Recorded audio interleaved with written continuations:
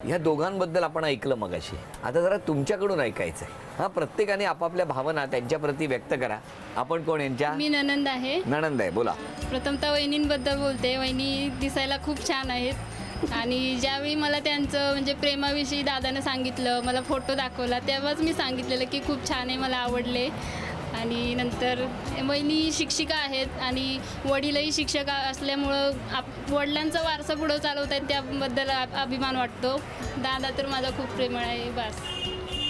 आई, मुलीबद्दल सांगायचं म्हटलं तर एकदम म्हणजे हळव्या मनाची आहे ती आणि खूप म्हणजे लाडकी आहे आमची. हे तुम्हाला माहिती होतं का?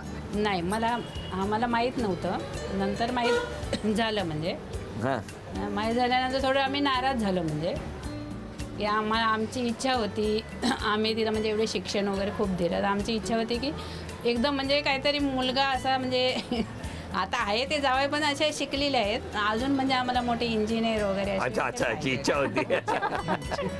पण मला सांगा, मग आता जावयाबद्दल काय म्हणणं आहे? कसा आहे जावई? नाही, जावई एकदम म्हणजे छान आहे तसे दिसायला वगैरे आणि वागणुकीला एकदम त्यांचा स्वभाव एकदमच म्हणजे हळवा आहे. जरा जरी आपण काय बोललो तरी म्हणजे त्यांना असं म्हणजे वाईट वाटतं. नका बोलू हा त्यांना फार. आणि गरीब आहेत, म्हणजे होय खूप ना. गरीब अगदी मनाने, स्वभावाने एकदम मनाने गरीब आहेत. एकदम स्वभाव. वा वा, अशीच पाहिजेत. आता माणसं चांगली असणं फार गरजेची आहेत, हो की नाही? ना. अजून कोण बोलणार? वहिनी खूप छान आहे, हसरी स्वभावाची आहे, मिळून मिसळून राहते. Very good. अजित यांना आम्ही ओळखतो, झाला लग्नाच्या आधी 1 वर्षापासून ओळखतो.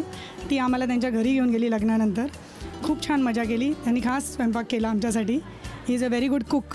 खूप स्वयंपाक छान करतात, नॉनव्हेज व्हेज व्हॉट एव्हर. खूप छान.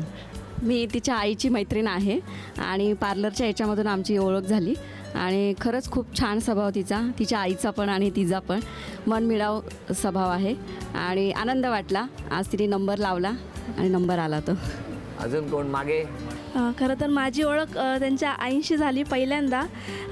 ज्या वेळेला आम्ही भेटलो, खरंच काकींचा स्वभावसुद्धा खूप मनमिळाऊ आहे आणि अगदी मुलींसारखं मला त्यांनी सांगितलं. काही गोष्टी त्यांच्या घरातल्याही सांगायच्या की माझी मुलगी अशी आहे, इतकी शिकलेली आहे, अशी शाळेमध्ये शिकायला जाते. आणि कधी भेटण्याचा तसा योग आलेला नव्हता आमचा, पण कधीमध्ये भेटलो तर तेवढंच हाय बाय व्हायचं. आणि आज त्यांच्या या कार्यक्रमामध्ये मला येण्याची संधी मिळाली. मला खरंच खूप कौतुक वाटतं आहे त्यांचं की शाळा आणि घर इतकंसुद्धा सगळं एक जशी गृहिणी असते सगळं आपण मॅनेज करू शकतो. आणि एक त्याचं खूप सुंदर असं उदाहरण आहे आणि खूप अभिमान वाटतो एक स्त्री एवढी जेव्हा पुढे जाते आणि खरंच खूप अभिमानाची गोष्ट वाटते मला. थँक्यू.